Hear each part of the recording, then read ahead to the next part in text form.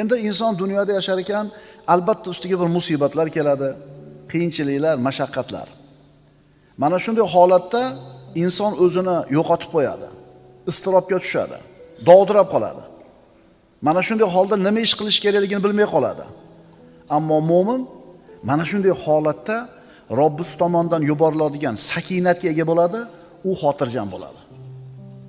Mana shunday bir mashaqqat, qo'rquv, xavotir, vahima kelgan paytda mu'min banda Allohga qanchalar yaqin bo'lsa, islomida, iymonida qanchalar mustaqim bo'lsa, taqvosida qanchalar mustahkam bo'ladigan bo'lsa, shunga yarasha Alloh taolo unga sakinatni tushiradi.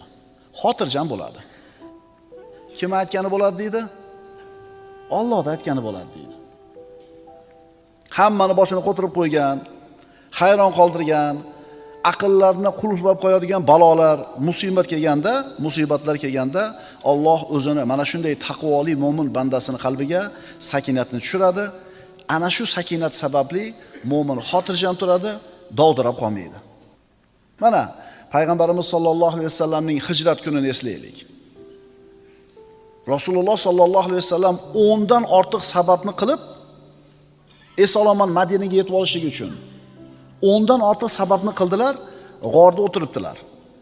Lekin bu sabablarni bittasi ham foyda qilmadi. Quraysh o'sha g'orda oldiga bordi.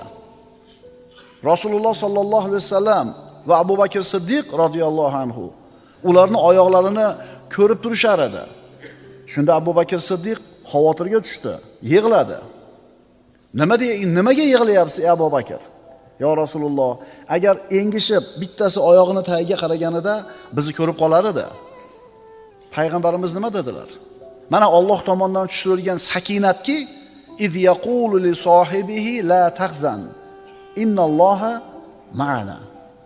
O'shanda o'zining sohibiga aytgan edi, mahzun bo'lmang, zero Alloh biz bilan birgadir. Mana haqiqatan qo'rquv holati, xavotir. 10 ta odammi, 20 ta odammi mushriklar chiqib g'orda oldiga kelishdi. Izlar shu g'orga kirib ketayotganligini ko'rishdi. Lekin bittasi engashib qaramadi.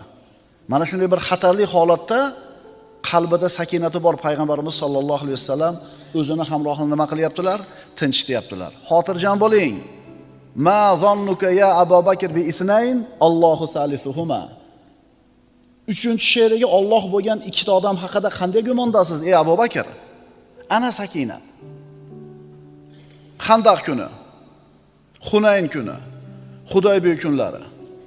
Bularni bari musulmonlar uchun mashaqqatli, istirobli, qo'rquvli kunlar edi, shiddatli kunlar edi.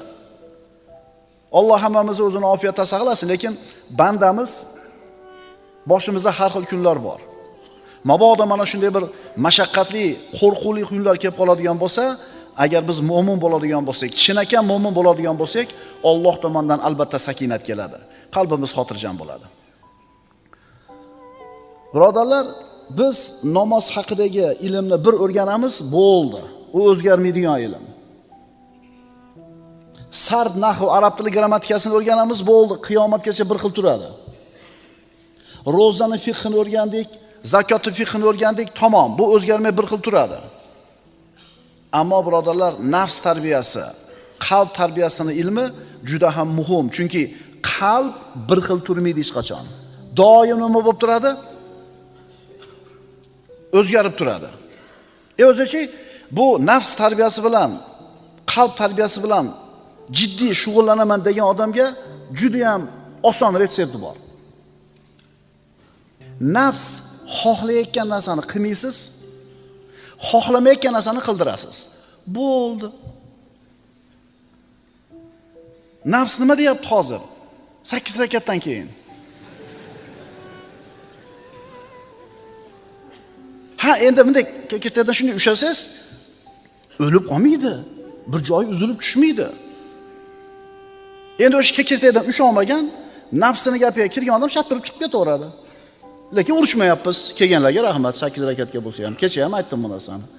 Faqat endi o'sha 8 rakatga loyiq ekansizlar, u yog'iga tura olmayapsizlar. Endi 20 rakat turganlar shunga loyiq bo'lganligi uchun turibmiz emas. Yo'q, Alloh bizni shu yerga turgizib qo'yapti. Alloh shu yerda turadigan quvvatni beryapti, sakinatni beryapti turibmiz. Tushundinglarmi ukalar? Nafsni tarbiyasini formulasi juda ham oson. Agar ikki og'iz gap bilan gapirish kerak bo'lsa, u xohlayotgan ishni qilmaysiz, xohlamayotgan ishga majbur qilasiz. Bo'ldi.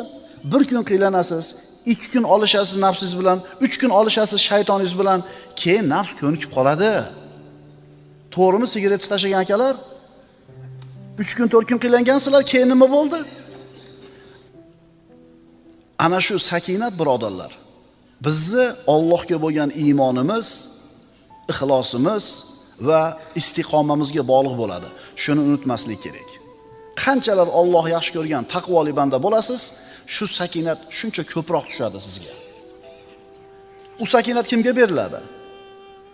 Rohatli, yengil, oson kunlarida Allohni tanigan mo'minlarga. Yengil, farog'atli kunlarda Allohni tanigan bandalar, bunaqa bandalarning ustiga mashaqqat kelsa, shu kunlarda Alloh taolo ularni taniydi, biz aytayotgan sakinatni beradi. Hadis sharifda aytilganidek, yengil kunlaringda Allohni tanigin, yengil kunlaringda Allohni tanigin, yaxshi kunlaringda, mashaqqatli qiyin kunlaringda Alloh seni taniydi.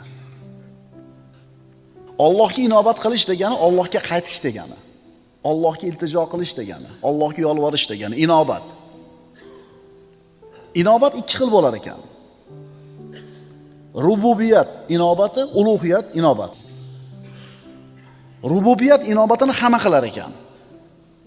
Mo'minmi, kofirmi, erkakmi, ayolmi, olimmi, omimi, boymi, kambag'almi, millati, irqi qanaqa bo'lishidan qat'iy nazar odam zoti borki, rububiyat inobatini qiladi, iltijosini. Qachon qiladi? Samolyot silkinishni boshlaganda ateist ham nima deydi? Ey Rob deydi. Kemaga chiqib, katta to'lqinlarga kema urilib, chaqalib, to'ntarilib ketishiga xavotir bo'lganda ey Xudo deydi. Ateistlik ham esdan chiqib qoladi. Mulhitligi ham yoki dinsizligi ham. Bu majburiyatdan-da. Allohni tanimaydi, lekin boshiga musibat tushganda Alloh deydi. Endi ulug'iyat inobat qanaqa bo'ladi? Yengil kunlarida ham Allohni taniydi. Yengil kunlarda Allohning hukmida, yengil kunlarda Alloh taologa yaxshi ko'rib ibodat qiladi. Endi bunaqa bandasini Alloh qiylangan kunida albatta o'zini holiga tashlab qo'ymaydi. Tushunarlimi? Yengil kunlaringda Allohni eslagin, Allohni tanigin, Alloh ham seni nima qiladi? Taniydi, eslaydi. Ulamolardan biri aytadi: ustimga mashaqqat kunlari keladigan bo'lsa, sakinat haqidagi oyatlarni o'qiyman. Ana shu narsani o'qir ekan, ustimga qiyinchilik kelganda shu sakinat oyatlarini o'qib, uni ta'sirini hayotimda his qildim deydi. Mana shu nasihat ko'rsatma birodarlar. Agar ishlar og'irlashsa, qalb iztirobga tushsa, sakinat oyatlarini tilovat qiling. Bu sakinat Alloh taolo mo'min bandalarga ato qilgan inomi bo'ladi. U mo'minlarga xos bo'ladi. Sakinatning ta'rifi. Sakinatning asli xotirjamlik va viqor. Xotirjamlik va viqor. Masalan, falonchi odamda sakinat bor desa, demak uni qalbi xotirjam, ichi xotirjam, ustida viqor bor. Haybat bor, salobat bor.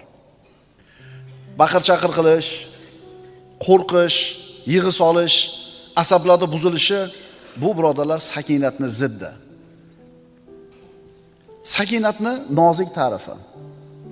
Qalbda xotirjamlik va a'zolarda sokinlikni bor bo'lishi.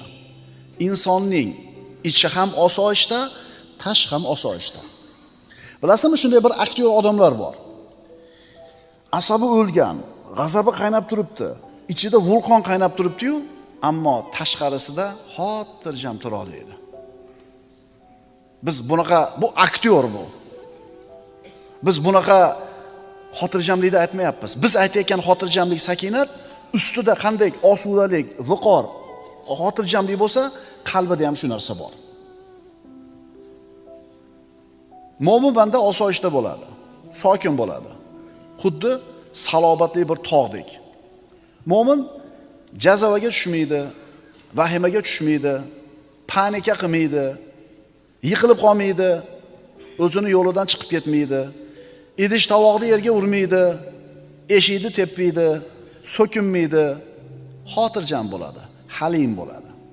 Mana shu kishini muomalada, odamlar bilan qilayotgan muomalasida muloyim, halim bo'lib turganligi uni qalbida sakinat borligiga bir ishora bo'ladi. Birodarlar, bilasizmi, xulq, go'zal xulqlarning sayyidi bu hilm deyiladi, muloyimlik. Shuning uchun aytiladi, kadal halimu an yakuna nabiyan. Halim odam, muloyim odam nabiy bo'lishiga sal qoladi.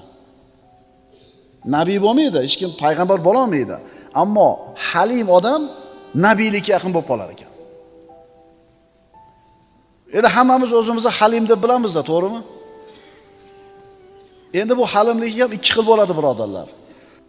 Kimdir Alloh taolo shu halim qilib yaratib qo'ygan, tabiati muloyim, yumshoq odam bo'ladi. Kimdir bunaqa emas, nervi tez chiqadi, qo'pol, qattiq, dag'al. Endi ikkalasi halimlik qilsa, qaysirisini savobi ko'proq bo'ladi? Muhim narsa, agar qalbga sakinat o'rnashgan bo'lsa, kirgan bo'lsa, uni xotirjam qilib qo'yadi. Tana a'zolari sokin bo'ladi, viqor bo'ladi, tili hikmat va haqni so'zlay boshlaydi. U bilan yolg'on, fahsh, botil, bekorchi so'zlar orasi to'silib qoladi.